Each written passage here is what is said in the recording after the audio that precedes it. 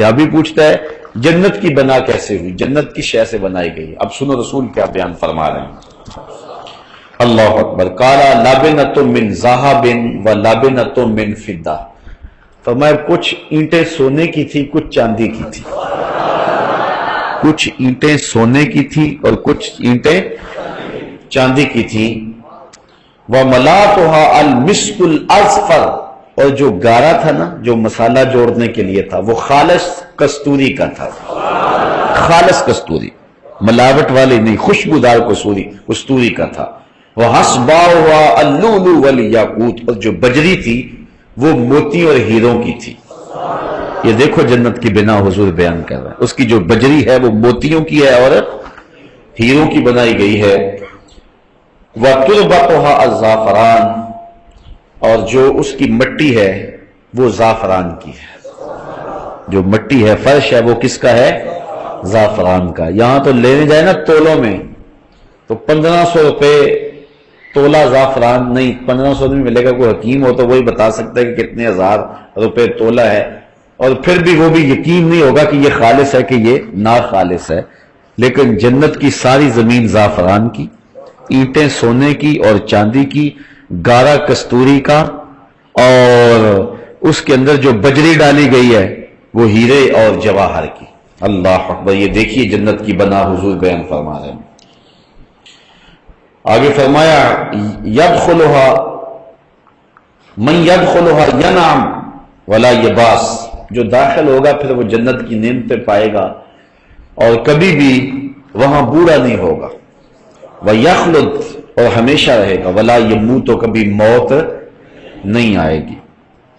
وَلَا يُبْلَى ثِيَابُهُمْ، کپڑے پرانے نہیں ہوں گے۔ وَلَا يُفْنَى شَبَابُهُمْ، جوانی ڈھلے گی نہیں، جوانی بھی قائم رہے گی، کپڑے بھی پرانے نہیں ہوں گے، بڑھاپا بھی نہیں آئے گا، موت بھی نہیں آئے گی، اور جنت سے نکالا بھی نہیں جائے گا۔ یہ کس شخص کو ملے گا؟ جو حضور کی نوکری کرے گا، جو حضور کی غلامی میں جیے گا، حضور کی غلامی میں مرے گا۔ یہاں تو کسی کی 2 کنال کی کوٹھی ہو نا تو وہ بہانے بتاتا پھرتا ہے کہ میں یار بڑے پیسے لگ گئے۔ کیا ہوا ہے؟ وہ یار 2 کنال کی کوٹھی شروع کر بیٹھا تھا، 3 کروڑ روپیہ لگ گیا۔ ایک بندے نے 11 کنال کی کوٹھی شروع کی، ابھی مکمل نہیں ہوئی ہے، وہ 6 مرتبہ مجھے بتا چکا ہے کہ اتنے پیسے لگ گئے ہیں، بس جو ہے وہ بھی مکمل ہی نہیں ہو رہی۔ تو جس کے پاس 11 کنال کی کوٹھی ہو وہ تو پھولے نہیں سماتا کہ میرے پاس 11 کنال کی کوٹھی ہے، 10 کنال کی کوٹھی ہے، 1 ایکڑ کی کوٹھی ہے، 2 ایکڑ کی ہے، لیکن جنت کے محل یہ تو اینٹوں سے ہے نا، اور وہ بھی بڑا امیر بھی ہو، لیکن جو بنیادوں میں اینٹیں لگاتا ہے وہ کھنگر ہی لگاتا ہے، وہ اول اینٹ بنیادوں میں نہیں لگاتا۔ لیکن اللہ نے جنت میں جو محل بنایا ہے اس کی بنیادوں میں بجری نہیں، ہیرے بھرے ہیں اور موتی بھرے ہیں۔ اللہ اکبر۔ یا کہتا ہے یار اوپر پلسٹر کاری دینا ہے نا تو 9 ایک کا مسالہ ڈال لو، وہ بھی کہتے ہیں 9 دابڑے ریت کے اور 1 دابڑا سیمنٹ کا، یار اوپر پلسٹر بھی تو کرنا ہی کرنا ہے نا، تو کوئی بات نہیں ہے، بڑی مضبوط ہو جائے گی، اور سریا بیم ڈالنا ہے تو 2 سریے کافی ہیں۔ لیکن وہاں دیکھو کہ جو مسالہ ہے وہ کس چیز کا ہے؟ کستوری کا، اور کستوری بھی ملاوٹ والی نہیں ہے۔ ذرا دیکھو حدیث کے لفظ، وَمَلَاتُهَا الْمِسْكُ الْأَزْفَرُ، حضور فرماتے ہیں کہ کستوری لگی ہوئی ہے اس کے مسالے میں، اس کے گارے میں کستوری لگی ہوئی ہے، اور فرمایا وہ بھی ناخالص نہیں ہے، وہ بھی خالص لگائی گئی ہے۔ خوشبودار کستوری سے وہ محل تعمیر کیے گئے ہیں جس کی بنیادوں کے اندر ہیرے اور جواہر ڈالے گئے ہیں، موتی اور یاقوت ڈالے گئے ہیں، لال اور پکھراج ڈالے گئے ہیں۔ اللہ اکبر۔ اور اس کی اینٹیں سونے کی ہیں اور چاندی کی ہیں، اور اس طرح جنت کے محل تعمیر کیے گئے ہیں۔ اور پھر جو اس محل میں جائے گا نہ مرے گا، نہ بوڑھا ہوگا، نہ کپڑے پرانے ہوں گے، نہ گرد اڑے گی، نہ لباس پھٹے گا، اور نہ ہی وہاں سے وہ نکالا جائے گا۔ اللہ حضور کے صدقے ہمیں جنت کی بہاریں عطا فرمائے۔ یار یہاں رہ لے جھوپڑیوں میں کوئی بات نہیں، گزر ہی جانی ہے نا، کتنی گزر گئی ہے، باقی بھی تو گزر ہی جانی ہے، جو تھوڑی سی گزر جائے گی، رہ گئی ہے گزر جائے گی۔ سودا کریں، وہ سونا سودا اللہ سے خریدے۔ اللہ اکبر، اللہ اکبر۔ اللہ تعالیٰ اپنے خاص کرم سے ہمیں وہ نصیب فرمائے اچھا ہم اچھے تو نہیں ہیں، اعمال بھی اچھے نہیں ہیں، تو شیخ سعدی شرازی علیہ رحمہ کا مجھے شعر یاد آیا، میرے والد گرامی اس کو بڑے ذوق سے پڑھا کرتے تھے۔ شنیدم کے در روز امید و بین، شنیدم کے در روز امید و بین، بداں را بنیکاں ببخشد کری۔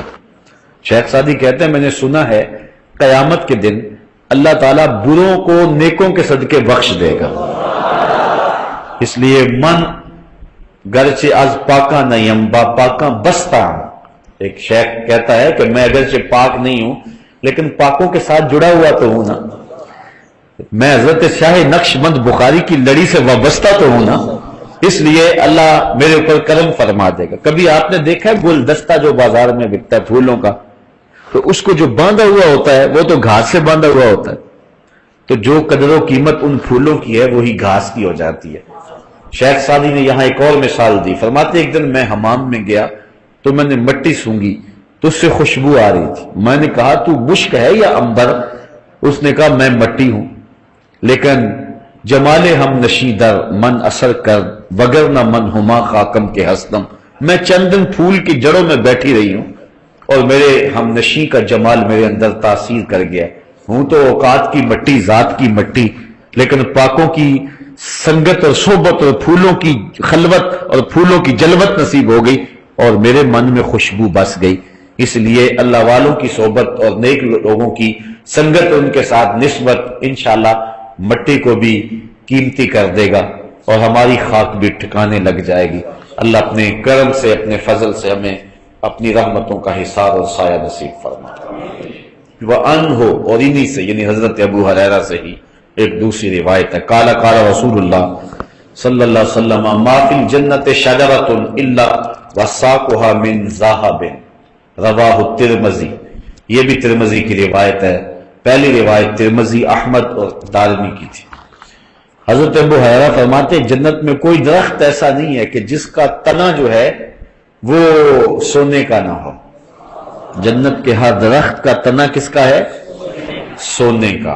واہ واہ، کیسی اللہ تعالیٰ نے جنت سجائی اور سنواری۔ پھر فرمایا وَأَنْهُ، انہی سے روایت ہے، قال قال رسول اللہ صلی اللہ علیہ وسلم ان فی الجنت 100 درجہ ما بین کل درجتین 100 عام، رواہ الترمذی۔ یہ بھی ترمذی کی روایت ہے۔ امام ترمذی فرماتے ہیں کہ جنت میں 100 درجے ہیں۔ کتنے درجے ہیں؟ 100 درجے، اور ایک درجے سے دوسرے درجے کا فاصلہ 100 سال کا ہے۔ اب بتاؤ کہ آخری درجے تک جاتے ہوئے کتنا عرصہ لگے گا؟ یہ درجے اللہ تعالیٰ جنت میں رکھے ہوئے ہیں اور اپنے پاک بندوں کو اللہ تعالیٰ ان درجوں میں رکھے گا اور انہیں رحمتوں سے نوازے گا۔ وعن ابی سعید رضی اللہ تعالیٰ عنہ، حضرت ابی سعید خدری سے روایت ہے، قال قال رسول اللہ صلی اللہ علیہ وسلم انا فی الجنت 100 درجہ لو ان العالمین اجتمعوا فی احداہن لواسعتہم۔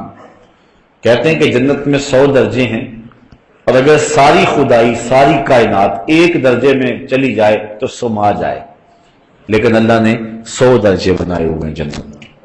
وعنہ، حضرت ابو سعید خدری سے ہی روایت ہے، یعنی نبی صلی اللہ علیہ وسلم وہ حضور سے روایت کرتے ہیں، فی قولہ تعالی، اللہ تعالیٰ کا یہ قول، وفرش مرفوع، جو جنت میں فرمایا گیا کہ قالین بچھے ہوئے ہوں، جنت میں فرش بچھے ہوئے ہوں گے۔ قال ارتفاعها لکما بین السماء والارض مسیرۃ 500 سنہ، کہا کہ وہ جو فرش بچھے ہوئے ہوں گے ان کی بلندی اتنی ہوگی کہ جتنی زمین اور آسمان کے درمیان ہے۔ اللہ اکبر، مسیرۃ 500 سنہ، اور لمبائی میں اتنے ہوں گے کہ 500 سال چلتے رہیں تو ایک قالین کا ٹکڑا بھی ختم نہیں ہوگا۔ اللہ اکبر۔ وعنہ، انہی سے روایت ہے، اور یہ روایت بڑی خوبصورت، قال قال رسول اللہ صلی اللہ علیہ وسلم ان اول زمرۃ يدخلون الجنہ یوم القیامہ ضوء وجوہہم علی مثل ضوء القمر لیلۃ البدر۔ حضور فرمایا جنت میں پہلا گروہ جو جائے گا ان کے چہرے ایسے چمک رہے ہوں گے جس طرح 14ویں کا چاند چمکتا۔ یہ انبیاء علیہ السلام کا گروہ ہوگا۔ وزمرۃ الثانیہ، اور جو دوسرا گروہ جائے گا، علی مثل احسن کوکب دری فی السماء، تو وہ ایسے ان کے چہرے چمکتے ہوں گے جس طرح آسمان پر جو ہے وہ روشن ستارہ چمکتا ہے۔ لکل رجل منہم زوجتان، اور ہر شخص کی مخصوص 2 بیویاں ہوں گی۔ ویسے تو 70 حوریں بھی دی جائیں گی دنیا پر جو اس کی ازواج ہیں، اگر اعمال صالح ہوئے ان کے تو ایمان کے ساتھ اس دنیا سے چلی گئی تو وہ بھی جنت میں جائیں گی، لیکن اس کے علاوہ مخصوص 2 بیویاں اس کو عطا کی جائیں گی۔ علی کل زوجۃ 70 حلہ، ہر زوجہ نے 70 لباس پہنے ہوئے ہوں گے۔ کتنے لباس پہنے ہوں گے؟ 70 لباس۔ یرا مخ ساقہا من ورائہا، اور ان کی پنڈلی کے اندر ہڈی اور ہڈی کے اندر جو گودا ہے وہ 70 لباسوں سے بھی جھلک رہا ہو، یعنی اس قدر اس کی سفیدی اور اس قدر جو ہے اس کی چمک اور اس کی روشنی اور اس کی نورانیت ہوگی۔ اس کو بھی امام ترمذی نے اپنی سند کے ساتھ روایت کیا۔ وعن انس، حضرت انس سے روایت ہے، قال یؤت المؤمن فی الجنۃ قوۃ کذا وکذا من الجماع، قیل یا رسول اللہ او یتیک ذلک، قال یؤت قوۃ 100۔ حضور نے فرمایا جنت میں مومن کو قوت دی جائے گی اتنی اتنی، مردانہ قوت۔ قیل یا رسول اللہ او یتیک ذلک، عرض کی حضور کیا وہ طاقت رکھے گا؟ قال یؤت قوۃ، فرمایا ہاں اس کو طاقت اس کی دی جائے گی، 100، یعنی جس طرح کہ 100 آدمیوں کی قوت ہے اس طرح ایک مومن کو جنت میں یہ قوت اور طاقت دی جائے گی۔ وعن سعد بن ابی وقاص، حضرت سعد بن ابی وقاص روایت کرتے ہیں ان النبی صلی اللہ علیہ وسلم، حضور سے، انہو کہتے ہیں حضور نے فرمایا، قال لو انا ما یکل ظفر مما فی الجنت بدأ لتا زخرفت له ما بین خوافق السماوات والارض ولو ان رجلا من اہل الجنت اطلع فبدأ صابره لطمس ضوءه ضوء الشمس کما تطمس الشمس ضوء النجوم، رواہ الترمذی۔ حضور نے فرمایا کہ جب آدمی کے ناخن ہوں تھوڑے سے تو کچھ میل وغیرہ ناخن میں پھنس جاتی ہے، وہ جو جنتی کے ناخنوں کے نیچے چیز ہوگی وہ میل تو نہیں ہوگی، وہ تو مشکی ہوگی نا، وہاں میل تو ہوگی نہیں، تو وہ اتنی قیمتی ہے۔ یعنی جنتی کی باقی نعمتیں تو ہیں، جو صرف ناخنوں کے نیچے جو میل آپ سمجھ لیں وہ جنت کی، وہ اتنی قیمتی ہے۔ ما یکل ظفر مما فی الجنہ بدا لتز خارفت لہ ما بین خوافق السماوات والارض، فرماتے اگر وہ چھنک دے نا، وہ ایسے کر دے اور وہ نکل کے گرے، آسمان اور زمین تک جتنی جگہ ہے حتیٰ کہ زمین و آسمان کی جڑیں بھی روشن ہو جائیں۔ اب بتائیے کہ کتنی قیمت ہے اس کی، اللہ اکبر۔ اور آگے فرمایا وَلَوْ أَنَّ رَجُلًا مِّنْ أَهْلِ الْجَنَّةِ اطَّلَعَ فَبَدَأَ صَابِرُهُ، اور جنتی اگر اپنے کنگن ظاہر کر دے، یہ دنیا کے اوپر مردوں کے لیے لباس جو ہے زیور جائز نہیں ہے، صرف عورتوں کے لیے جائز ہے، مرد کو زیور کی ضرورت نہیں ہے، لیکن قیامت کے دن جنتیوں کو سونے چاندی کے کنگن پہنائے جائیں گے، آراستہ کیا جائے گا، رب ناز دیکھے گا۔ دنیا کے اوپر تم نے تکلیفیں اٹھائی تو کنگن پہنائے جائیں گے، اگر اس جنتی کے کنگن ظاہر ہو جائیں لَطَمِسَ ضَوْءُهُ ضَوْءَ الشَّمْسِ، اللہ اکبر، تو سورج کی جو روشنی ہے ختم ہو جائے۔ کس طرح؟ فما کما تطمس الشمس ضوء النجوم، جس طرح سورج چڑھتا ہے نا تو ستارے غائب ہو جاتے، اصل ستارے غائب نہیں ہوتے، ستاروں کی روشنی نظر ہی نہیں آتی کیونکہ سورج اتنا غالب ہوتا ہے۔ یہ کتنی روشنی ان کی نظر آ رہی ہے، یہ ٹیوب لائٹیں یہ باہر جو جل رہی ہے، اگر سورج چڑھ جائے تو دن کو یہ لائٹیں آپ جلائیں باہر دھوپ میں تو وہ جلتا ہوا بلب کو روشنی دیتا ہے، روشنی دیتا ہے، لیکن سورج کی روشنی اتنی غالب ہوتی ہے کہ ہمیں نظر نہیں آتی۔ وہ زیرو کے بلب جتنا بھی چمکتا ہوا نظر نہیں آتا کیونکہ غالب ہوتا ہے سورج. اسی طرح آسمان پہ ستارے ہوتے ہیں لیکن جب سورج چمک جاتا ہے تو وہ ستارے نظر نہیں آتے ہیں. جس طرح سورج چمکے تو ستارے نظر نہیں آتے. تو حضور نے فرمایا اگر جنتی کا کنگن ظاہر ہو جائے تو سورج بھی نظر نہ آئے, اتنی روشنی پھیل جائے, اتنا اجالا ہو جائے. اللہ اکبر کبیر. وعن ابی ہریرہ قال قال رسول اللہ صلی اللہ علیہ وسلم, حضرت ابو ہریرہ سے روایت ہے, یہ بھی امام ترمذی اور سنن دارمی نے روایت کیا. حضور نے ارشاد فرمایا اہل الجنت جرد مرد کہلا لا یفن شبابہم ولا یبلا ثیابہم. جنتی جرد اور مرد ہوں گے, یعنی جوان ہوں گے اور داڑھی اور مونچھیں نہیں ہوں گی. پورے جسم کے اوپر کہیں بھی کوئی بال نہیں ہوگا سوائے سر کے بالوں کے. ابرو کے بال ہوں گے, سر کے بال ہوں گے, چونکہ اگر یہ بھی نہ ہو تو بدصورتی ہوتی ہے. باقی یہ بازوؤں کے اوپر, ٹانگوں پہ, باقی اعضائے بدنیوں کے اوپر جو بال ہیں, داڑھی کے بال, یہ کچھ بھی نہیں ہوگا.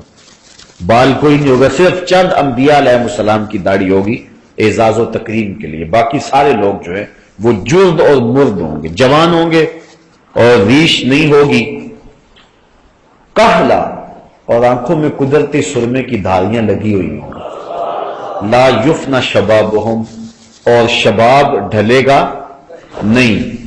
ولا یبلا ثیابہم, اور کپڑے بھی پرانے نہیں ہوں گے.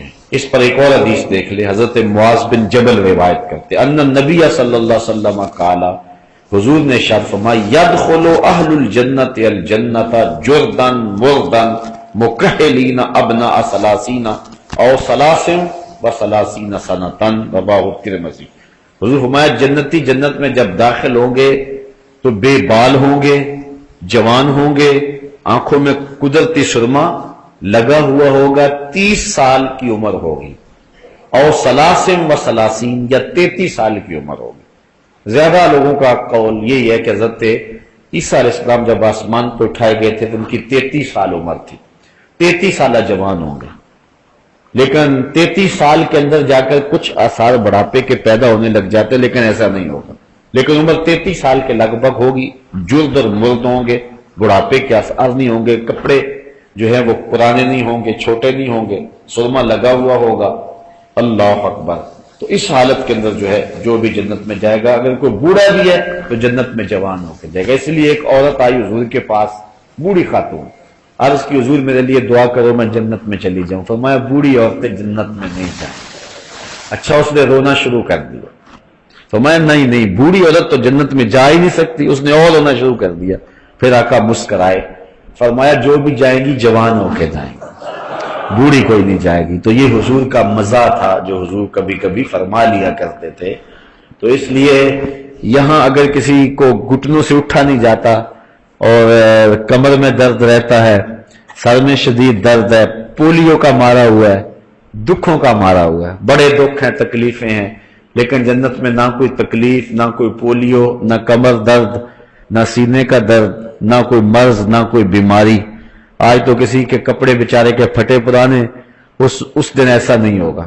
کپڑے بھی نئے, لباس بھی خوبصورت, چہرہ بھی خوبصورت, چاند بھی شرمائے, سورج بھی شرمائے. اللہ اکبر. تو یہ جنت اللہ تعالیٰ نے اپنے بندوں کے لیے تیار رکھی ہے. بندوں کس طرف لگے ہوئے ہو؟ اللہ کہتا ہے میں نے جنت تمہارے لیے سجائی ہے, تم تصور بھی نہیں کر سکتے جو میں نے وہاں تمہارے لیے بنا دی ہے. تو آؤ ذرا تم جو ہے اس جنت کے لیے